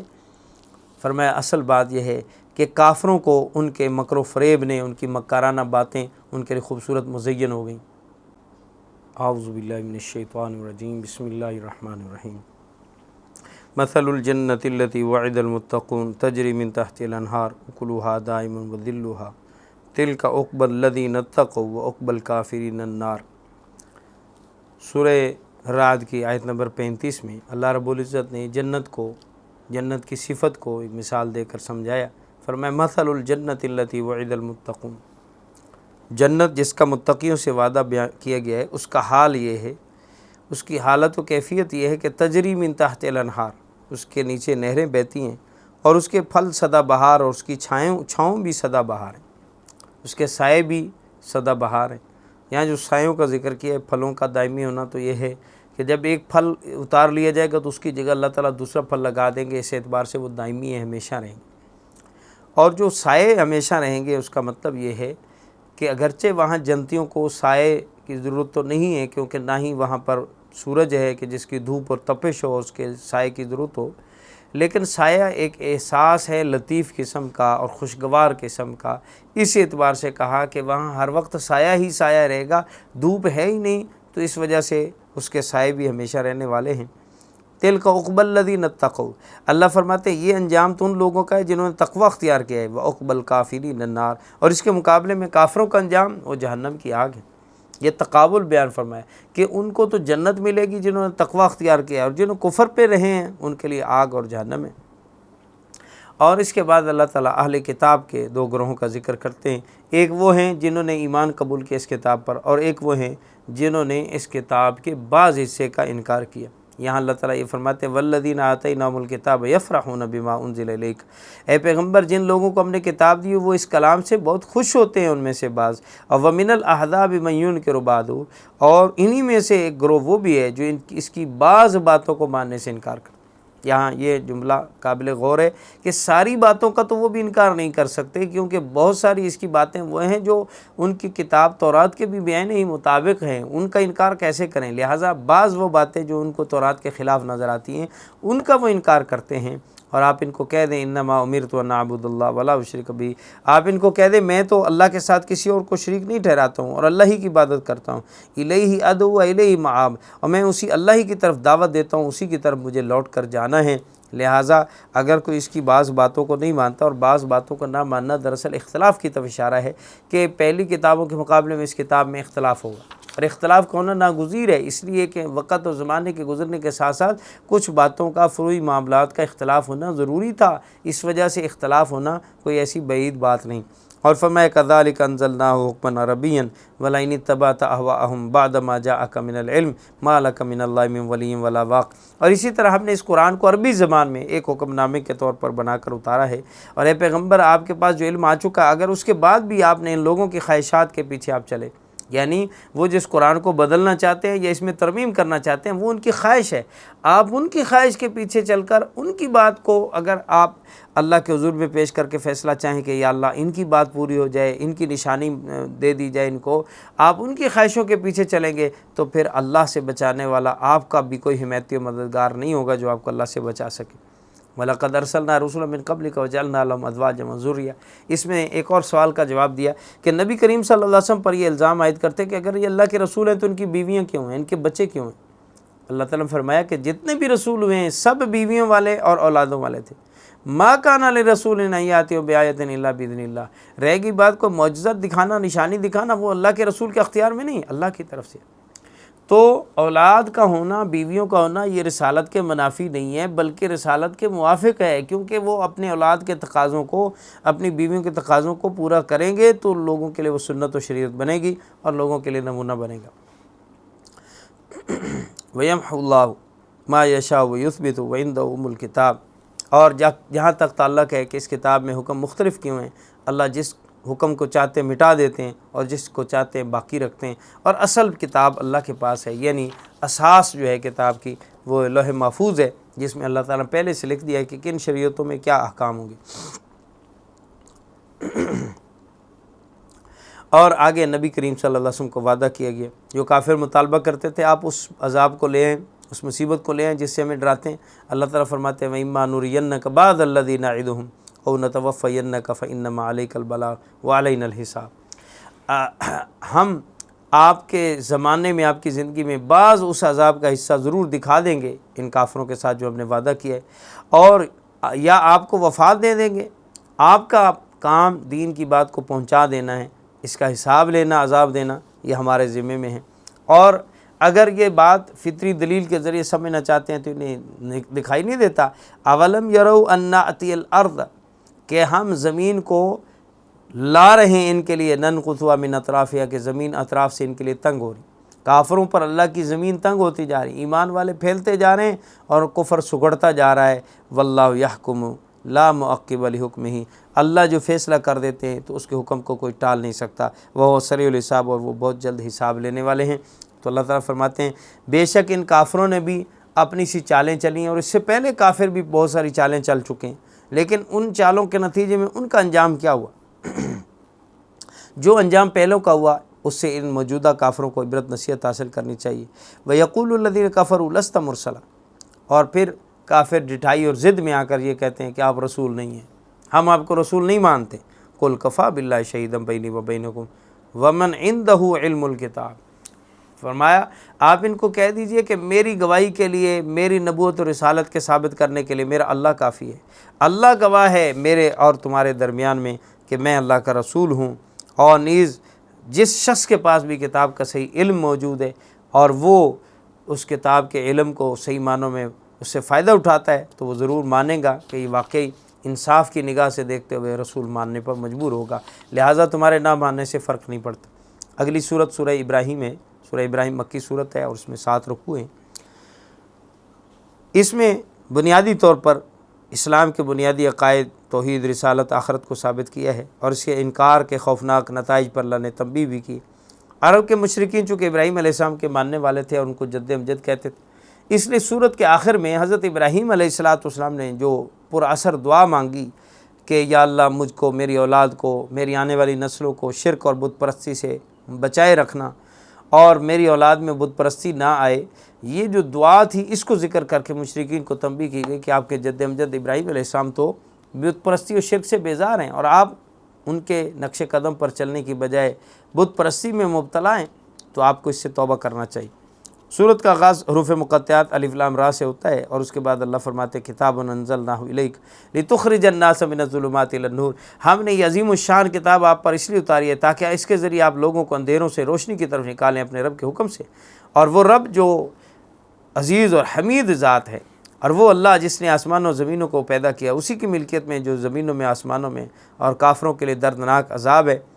اور کافر جو دردناک عذاب کے مستحق ہیں، اس کے پیچھے کیا سبب ہے؟ مسلمانوں کو بھی اس پہ غور کرنا چاہیے۔ فرمایا الذین یستحبون الحیات الدنیا علی الآخر،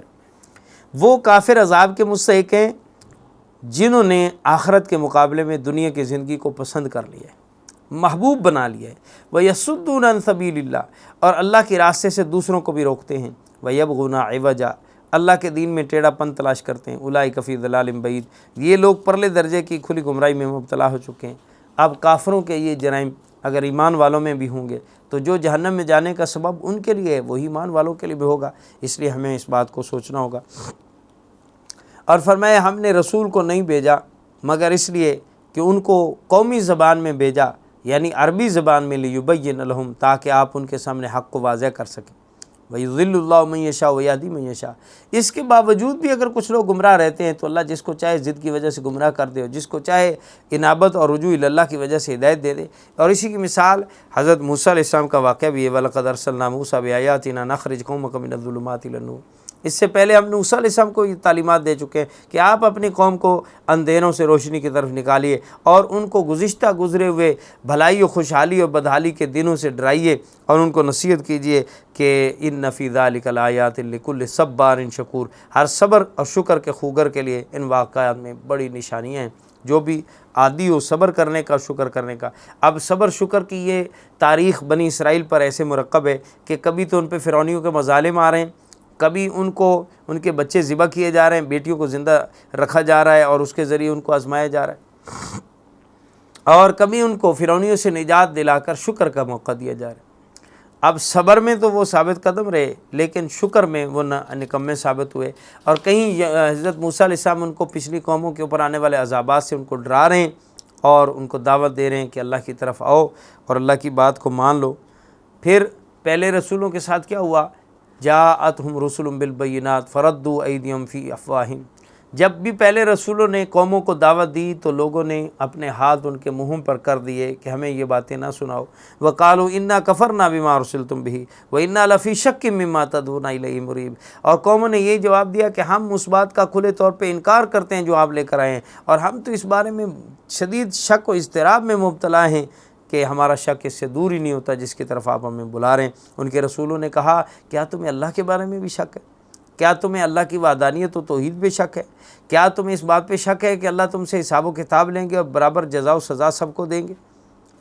ہم تمہیں اس بات کی دعوت دے رہے ہیں کہ دیکھو اللہ کی نافرمانی چھوڑو اور اللہ کی اطاعت کی طرف آؤ، اور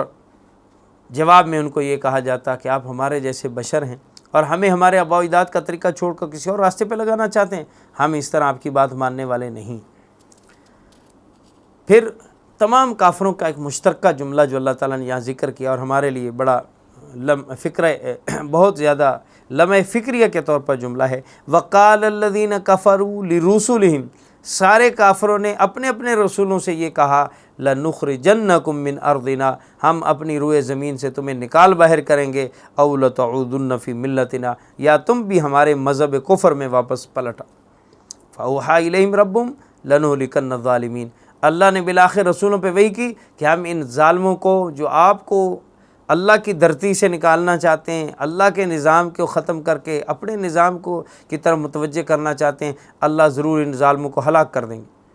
وَلَنُسْكِنَنَّكُمُ الْأَرْضَ مِن بَعْدِهِمْ، اور اللہ نے یہ بھی وعدہ فرمایا کہ ان ظالموں کے اختتام کے بعد تمہیں ہی زمین میں بسائیں گے، یعنی اللہ کا وعدہ ہے کہ جو بھی اللہ کے دستور کو، اللہ کے قانون کو روئے زمین پہ نافذ کرنا چاہتا ہے، بقا اسی کی ہے،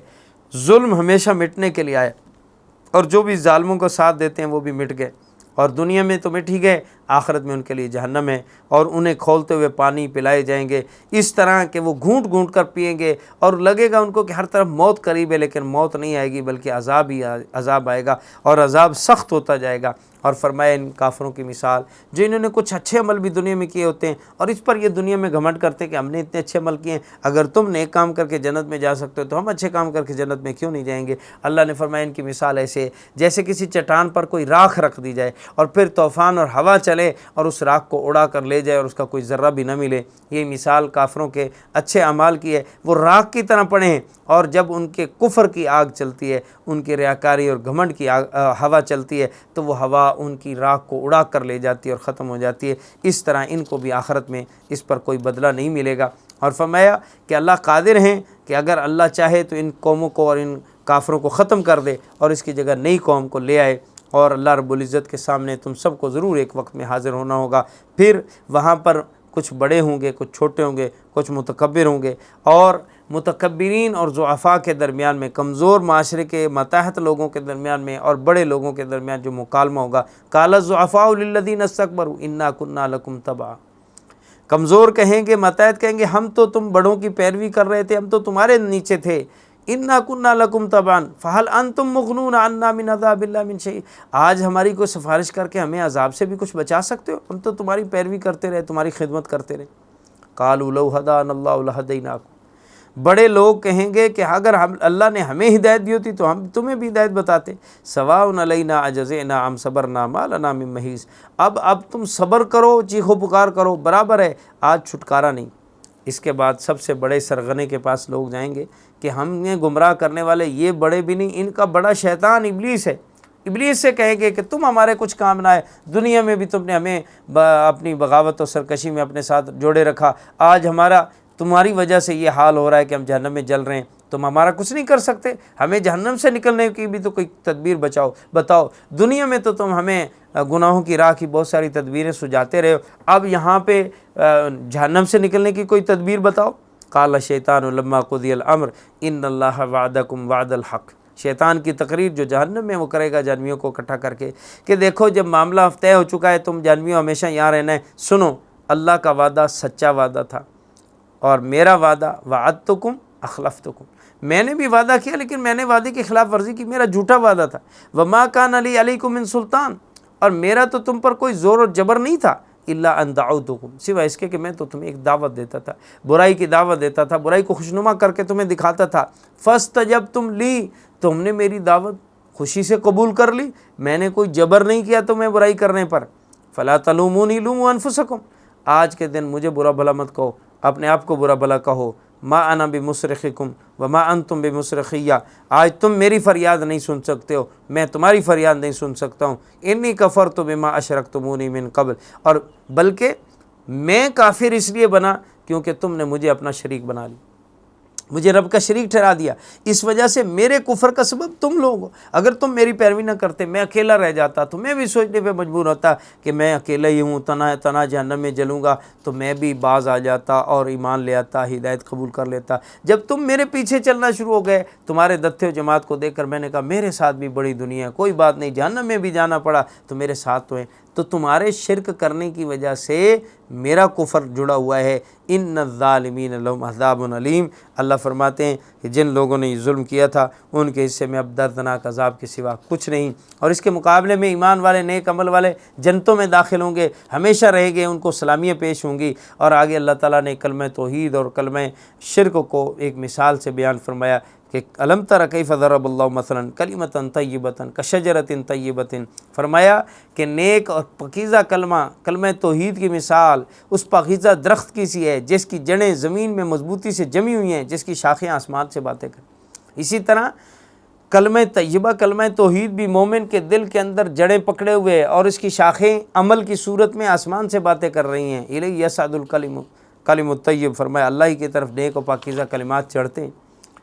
پھر تؤتی اکلھا کل حین باذن ربھا، اپنے رب کے حکم سے ہر آن وہ پھل جیسے درخت دیتا ہے۔ ایمان والے کا ایمان جو ہے وہ بھی ہر آن نیکی کے پھل دیتا رہتا ہے، اور یہ نیکی کا درخت پھل دیتا ہی رہتا ہے، ایسے پھل کہ آخرت میں یہ لازوال جنت و باغ و بہار کی شکل اختیار کر جائے گا۔ یضرب اللہ الامثال للناس لعلہم یتذکرون، اللہ اس طرح کھول کھول کے مثالیں بیان کرتا ہے شاید لوگ سمجھیں۔ اس کے مقابلے میں خبیث کلمہ، گندا و غلیظ کلمہ، شرک کا کلمہ، کفریہ کلمہ کا شجرۃ خبیثۃ، فرمایا خراب درخت کی طرح جسے زمین کے اوپر سے ہی رکھا گیا ہو، اجتثت من فوق الارض، اسے اکھیڑ لیا جاتا ہے، ما لہا من قرار، اس میں کوئی قرار مضبوطی نہیں ہوتی،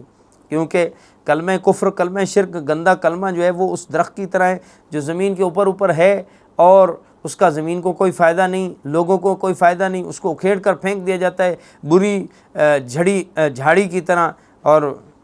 جھاڑیوں کی طرح اس کو پھینک دیا جاتا ہے، اس کے کوئی فائدہ نہیں ہوتا۔ اسی طرح جیسا کہ کلمہ طیبہ کے مقابلے میں شرک کا کلمہ جو ہے، کفر کا جو کلمہ ہے، اس کے اندر بھی کوئی وثوق نہیں ہوتا، اس کے اندر کوئی دلیل اور عقلی طور پر اس کے وجود کی کوئی حقیقت نہیں ہوتی ہے، اس لیے فرمایا وہ ایسے درخت کی مانند اس کو اکھاڑ کر پھینک دیا جاتا ہے۔ اگر کوئی شخص ایمان و ہدایت قبول کرنا چاہے اور اس کے دل میں کفر کا کلمہ بیٹھا ہوا ہے تو اس کو نکالنا کوئی مشکل نہیں، کیونکہ وہ بے بنیاد کلمہ ہے، اس کی بنیاد نہیں، مضبوطی نہیں۔ اور ایمان والے کے ایمان کا درخت ایسا مضبوط ہے، اس کی جڑیں ایسی راسخ ہیں، ایمان والے کو ایمان سے برگشتہ کرنا بہت زیادہ مشکل اور ناممکن ہے۔ فرمایا یثبت اللہ الذین آمنوا بالقول الثابت فی الحیاۃ الدنیا وفی الآخرہ، جو لوگ ایمان لائے اللہ پر ان کو اللہ اس مضبوط بات پر دنیا کی زندگی میں بھی جمع عطا کرتا ہے اور آخرت میں بھی کرے گا۔ اور یہاں اس سے مراد لیا گیا ہے کہ اللہ تعالیٰ اس کو عذاب قبر سے بچاتے ہیں، آخرت کے عذابات سے بچاتے ہیں، اس کو ایمان پہ قائم دائم رکھتے ہیں۔ یضل اللہ الظالمین ویفعل اللہ ما یشاء،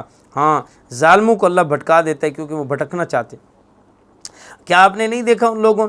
جنہوں نے اللہ کی نعمت کو کفر میں بدل دیا اور وہ برباد اور تباہی کے گھر میں جا کر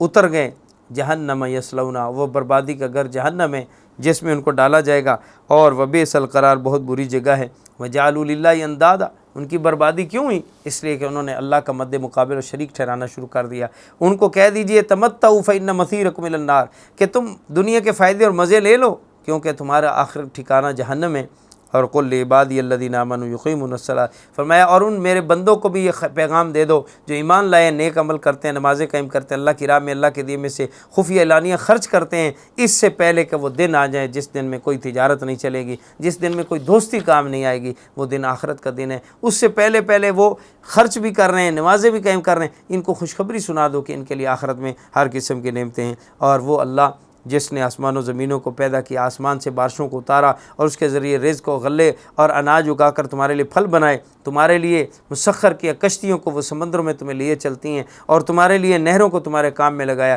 سورج چاند ستاروں کو ہمیشہ کے لیے مسخر کر دیا، رات اور دن کو تمہارے لیے بنا دیا، وآتاکم من کل ما سألتموہ، اور اللہ فرماتے ہیں اللہ نے وہ کچھ تمہیں دیا، ما سألتموہ، جو تم نے مانگا۔ یہاں مانگنے سے مراد یہ ہے جو تمہارے مناسب تھا، جس کی تمہیں ضرورت تھی، اللہ نے ہر تمہاری ضرورت کو پورا کیا۔ وَإِن تَعُدُّوا نِعْمَتَ اللَّهِ لَا تُحْصُوهَا، حقیقت یہ ہے کہ اگر تم اللہ کی نعمتوں کو گننا چاہو، شمار کرنا چاہو تو شمار بھی نہیں کر سکتے، چہ جائے کہ ان کا کوئی بدلہ دے سکو، گن بھی نہیں سکتے۔ إِنَّ الْإِنسَانَ لَظَلُومٌ کفار، بے شک انسان بہت بڑا بے انصاف اور بڑا ناشکرہ ہے۔ اللہ تعالیٰ یہاں انسان کا شکوہ کر رہے ہیں کہ تقاضا تو یہ تھا کہ ان نعمتوں پر شکر کرتے ہوئے اللہ کے حضور میں جھک جاتا، اللہ کی عبادت و بندگی پہ آ جاتا، لیکن اس نے ایسا نہیں کیا۔ لیکن سارے انسان ایسے نہیں ہیں، اللہ کے شکر گزار بندے بھی ہیں، اس میں اللہ کے شکر گزار بندوں میں ابراہیم علیہ السلام کا ذکر کرتے ہوئے اللہ فرماتے ہیں وَإِذْ قَالَ إِبْرَاهِيمُ رَبِّ اجْعَلْ هَٰذَا الْبَلَدَ آمِنًا، یاد کرنے کے قابل ہے جب ابراہیم علیہ السلام اللہ سے التجا کر رہے تھے، اے میرے رب اس شہر کو پرامن بنا دے، وَجْنُبْنِي وَبَنِيَّ، اور مجھے اور میری اولاد کو بچا لے، ان نعبد الاسنام، کے ہم بتوں کی پوجا کریں،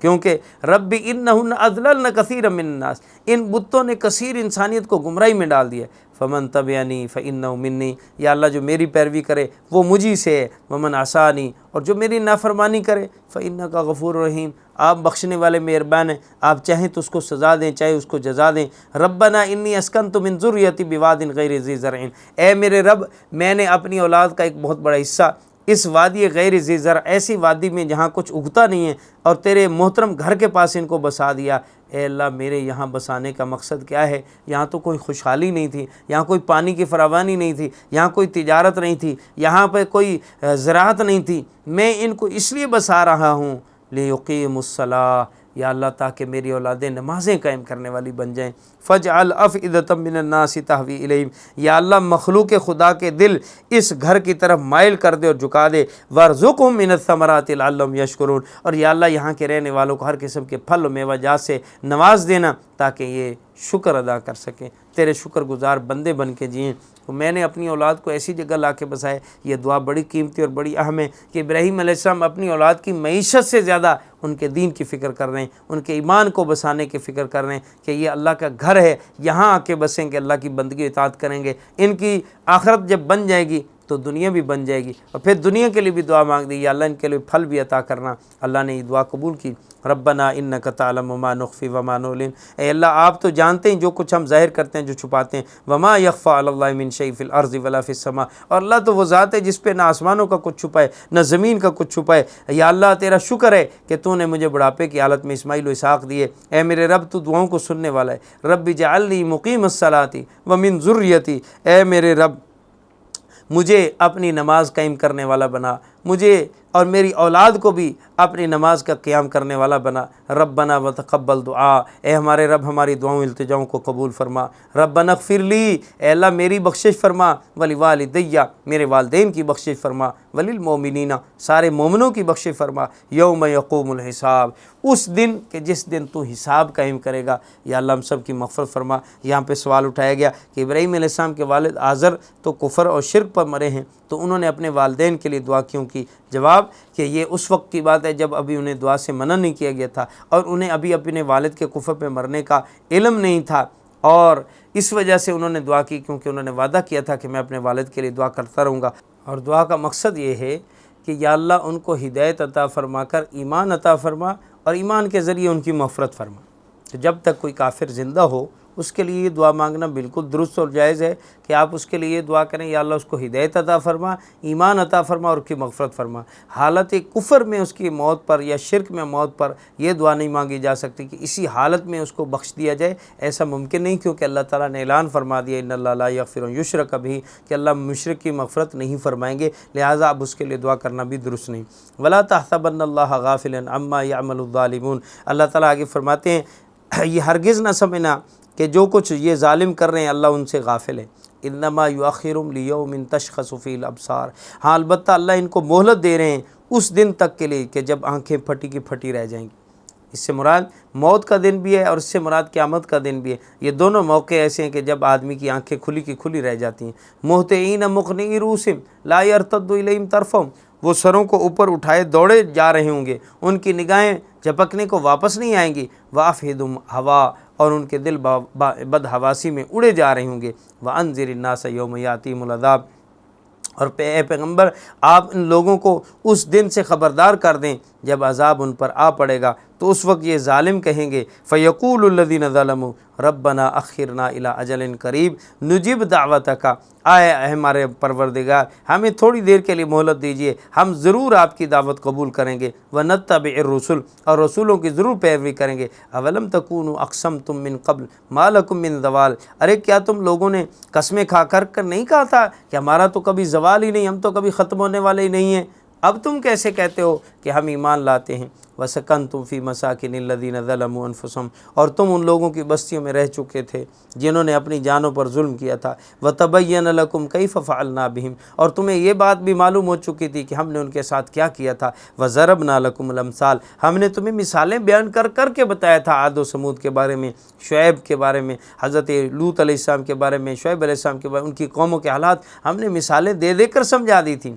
وقد مکروا مکرہم وعند اللہ مکرہم، اللہ فرماتے ہیں انہوں نے بھی چالیں چلی تھیں اور اللہ نے بھی ان کے خلاف تدبیر کی۔ وَإِن كَانَ مَكْرٌ لِتَزُولَ مِنْهُ الْجِبَالُ، اگرچہ ان کی تدبیریں اتنی بڑی ہیں کہ ان سے پہاڑ بھی اپنی جگہ سے ہل جائیں، لیکن اس کے باوجود بھی اللہ کے مقابلے میں ان کی تدبیریں کام نہیں آئیں۔ وَلَا تَحْسَبَنَّ اللَّهَ مُخْلِفَ وَعْدِهِ رُسُلَهُ، اور یہ مت سمجھنا کہ اللہ اپنے رسولوں سے وعدے کی خلاف ورزی کرے گا۔ ان اللہ عزیز ذو انتقام، اللہ بڑا زبردست غلبے والا، انتقام لینے والا۔ اس وجہ سے کہ انبیاء جب اپنی دعوت میں عروج پر ہوتے، قومیں نہ مان کر ظلم